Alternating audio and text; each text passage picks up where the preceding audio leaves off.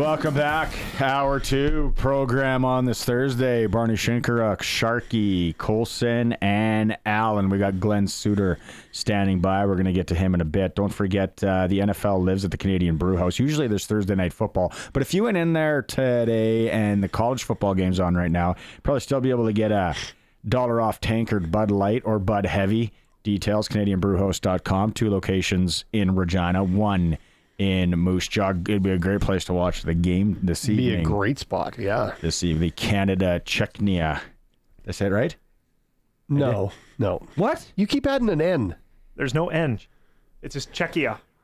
There. See, you should that. You guys, that's to be a better teacher. You should have told me that last hour. It's our Just fault. get rid of the N. It's our fault. Yeah, I got to blame somebody. Like Millie Vanilli It's said. not the student. It's the You got to teacher. blame it on something. Yeah, but it'd be a good place to watch the game. No SJHL games in the area tonight. Don't forget SJHL report for Southie Mainline Chrysler with Benny Walchuk will come up in about 40 minutes time here on this show. I'm curious if there's any moves made in the SJHL with players. Their date's coming up too. They got to get their stuff done. Is that the Regina Pat that got released? Will he end up in the SJHL? I wonder. I wonder if we can source. Leave that to me. I'm doing some work. Source it out, buddy. Yep. Let's go. We are going Western Pizza. Speaking of, if you're staying at home tonight, it's minus 35. You don't want to cook. Order yourself a wheel or any of the Greek favorites from Western Pizza in and around the area. They also got the pickup special. Western Pizza guest hotline. It's press coverage with Glen Suitor. Suits, will you be watching the World Junior game this evening out there in Vancouver? I will be, and I watched the U.S. game and was really engaged, guys, with your discussion on coaching decisions when it comes to discipline with Team Canada. And, you know, I in my short period of coaching minor hockey, which was probably a 7-year stint when my kid was playing here in Vancouver, and you know, I thought it was an interesting comment where the coach of Team Canada says that the tournament's not long enough. You know, I agree with you guys on the discussion because it is long enough, and if you have made discipline your emphasis early on, in fact before game 1, and you say, hey guys, we won't tolerate the lack of discipline, and then you bench a kid or not even for a whole game, but he skips a couple of shifts or maybe doesn't play on the power play where he used to play, you know, he gets that lesson quickly. I mean, that's when you take playing time away from a kid, especially on that stage, that message gets immediately heard from the entire team. Plus, and here's what I think a lot of coaches forget, it also gives an opportunity to a kid who might not have been on the power play, and how excited is he for this chance to maybe go out and show the coach and show the country that, hey, this kid that was going to be sort of the third power play if they needed him, he's getting an opportunity all of a sudden, and he's going to go full out, and let's see what he can do. So I'm with you guys, man. I think there should have been ramifications in that game against the U.S. Did you ever have to bench Jared? Oh yeah, absolutely. And you know, there was one time he took his $800 stick or whatever they are. You guys know what I'm talking about. Oh, hey, he doesn't. I do. I do. Where's my wallet?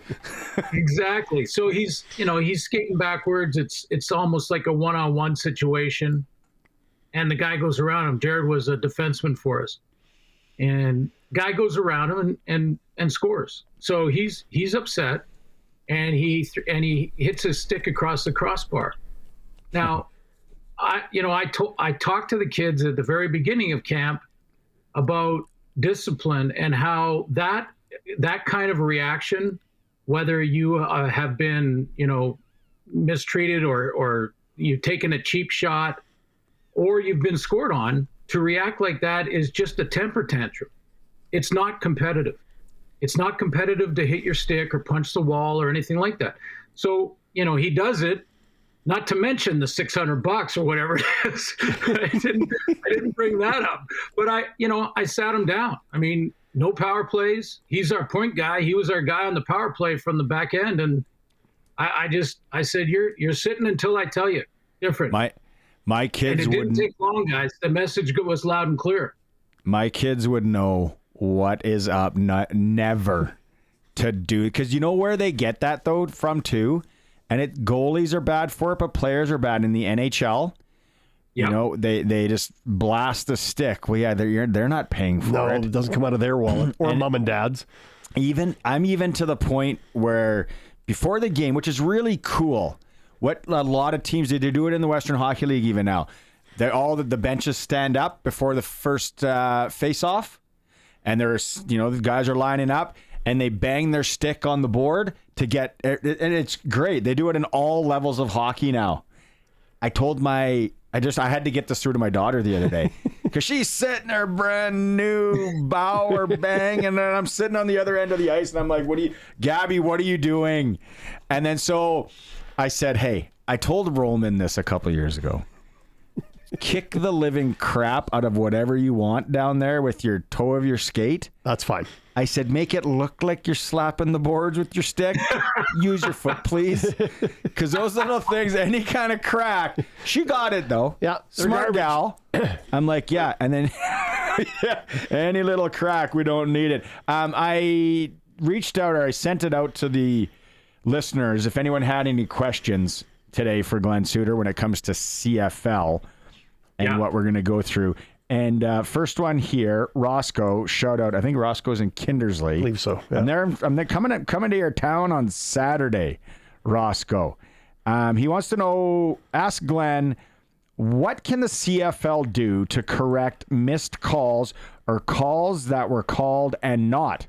Also, speeding up the reviews.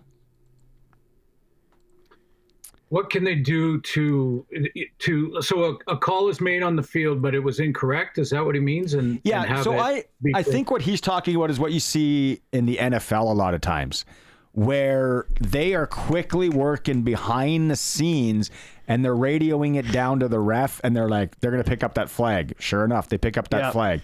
Or, they might make a call here on head contact or whatever. I think it would just be a manpower thing. I don't know. Floor is yours, Glenn. Well, in the CFL, they do that.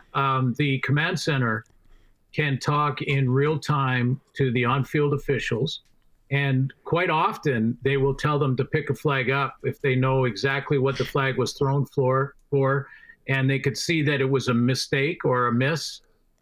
They could tell them just pick it up. Do you think it's quick enough? Do you think they're doing that quick enough? No. One of my, it's a great point, because one of my sort of pet peeves with the league, and I've talked many times to Darren Hackwood, the head of officials, about this, that, when I watch the NFL, one of the big differences is how quickly they can make the calls, especially the 5-yard offsides and procedures and things like that. I mean, those really should not hold up the game. The NFL does an excellent job of making the announcement before we even know where the ball's going to be placed. Like, they are just immediately flags out.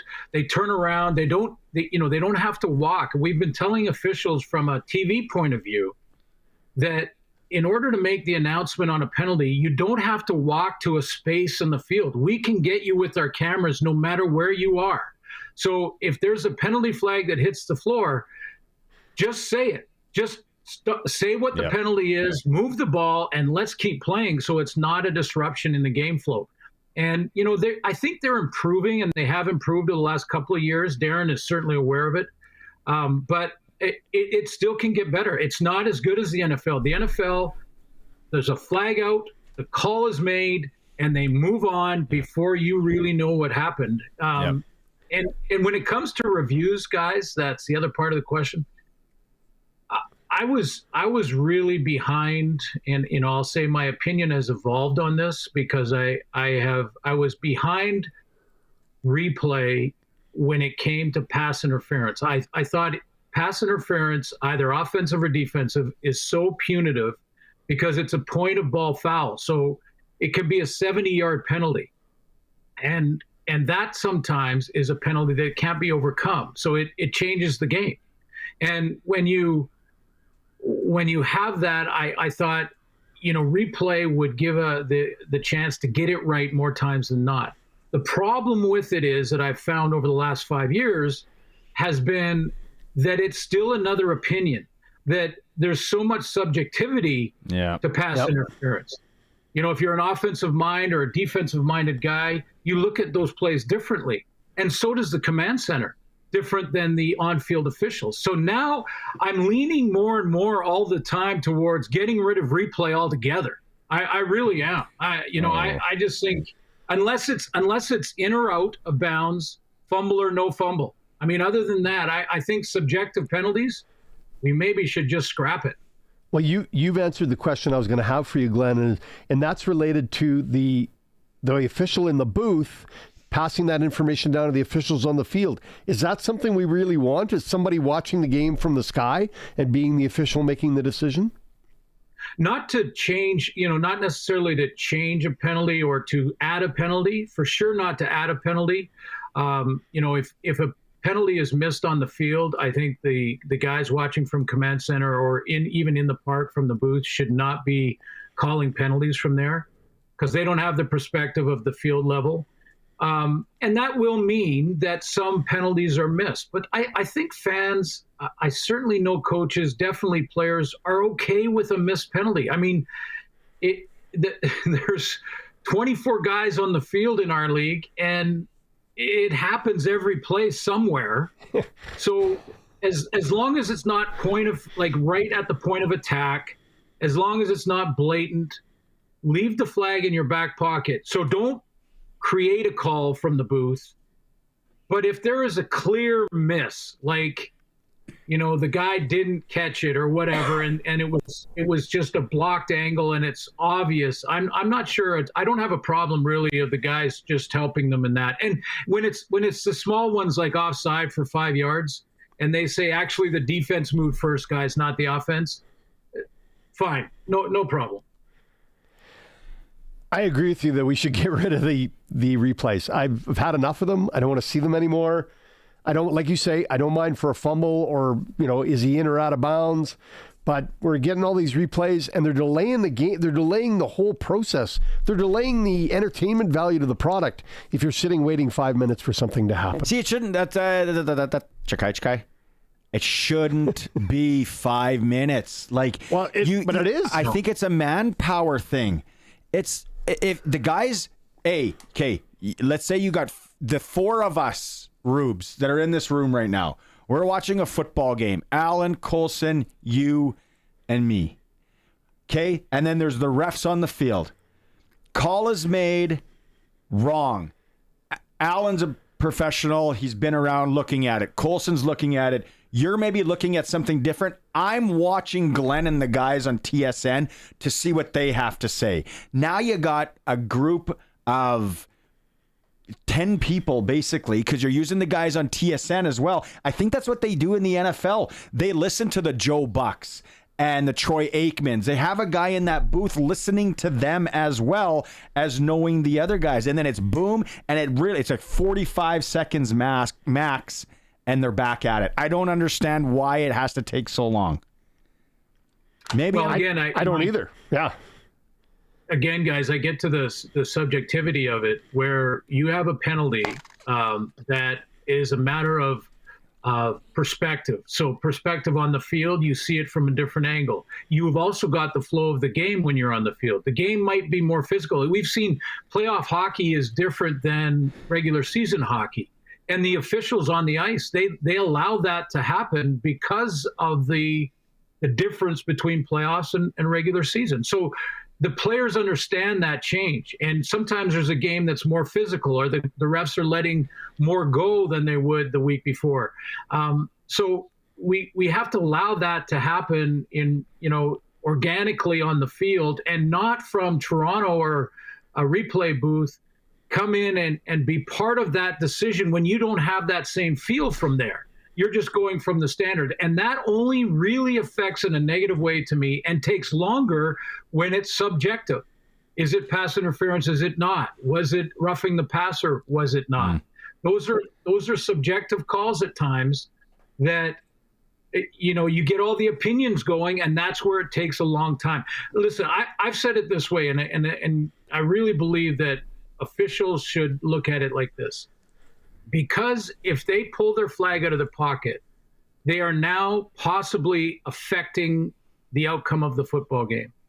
Players want to affect, and players should be affecting the outcome, not officials. So if an official throws a penalty and we all see a replay of it immediately, and we go, oh yeah, no question that was a penalty, like we did when Canada played the USA. I mean, you can cheer for Canada all you want. Those are just bad decisions.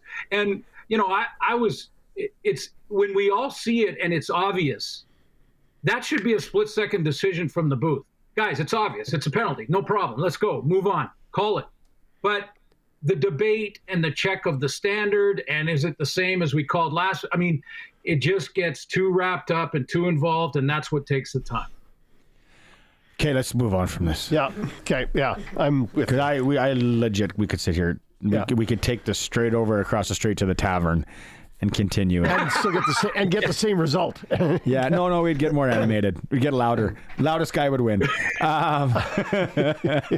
Hey, news in BC today, coaching staff wise, we got Mike Benavides is in as the DC, Ryan Phillips getting demoted, and it looks like Kelly Bates, Sasky weapon from Humboldt, Saskatchewan, is out.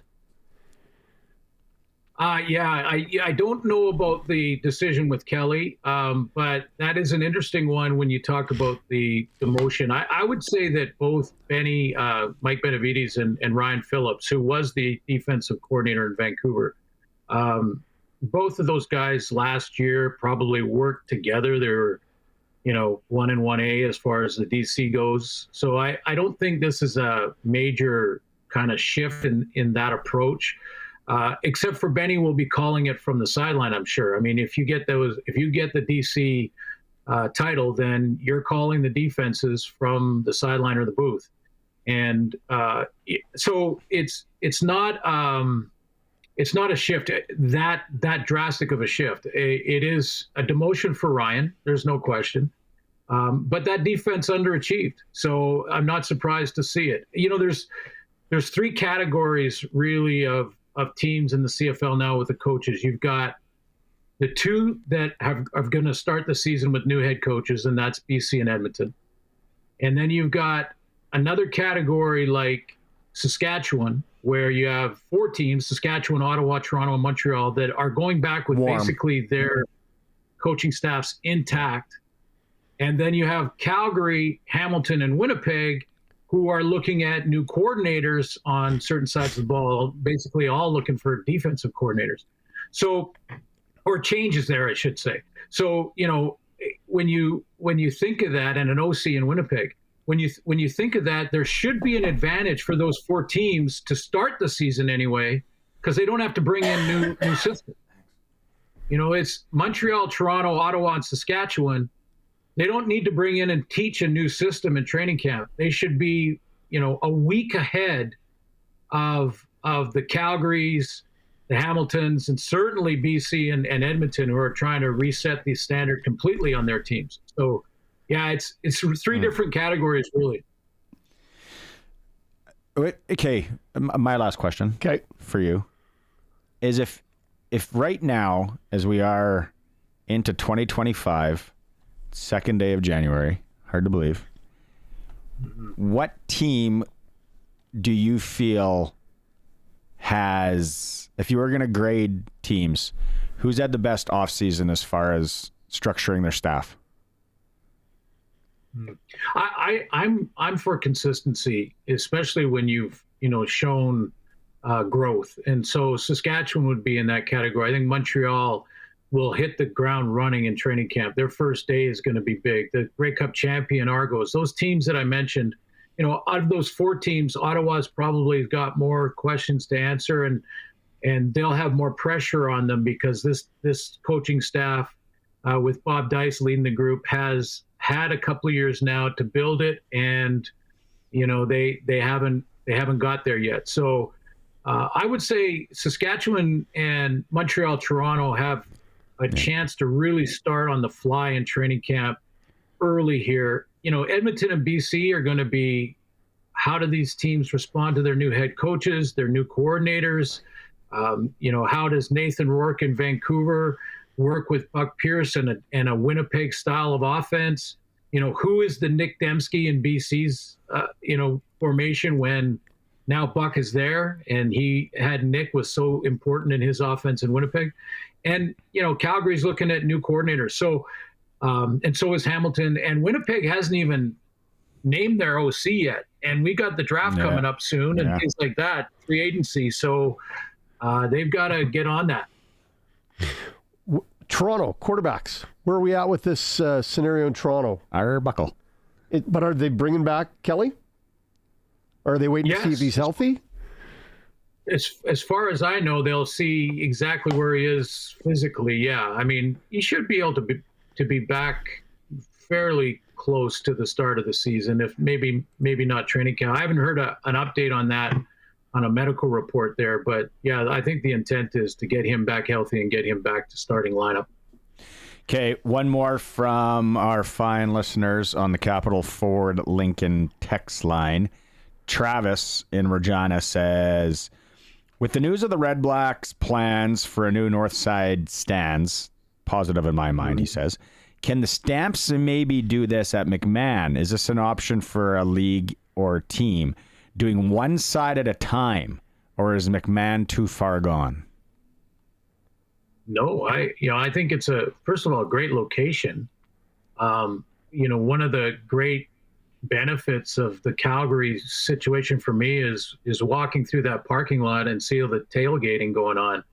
Calgary and Hamilton have outstanding tailgating before games in the summer, and I'll be the judge of that when I go. It is good. You check it out, Barney, because it's really good.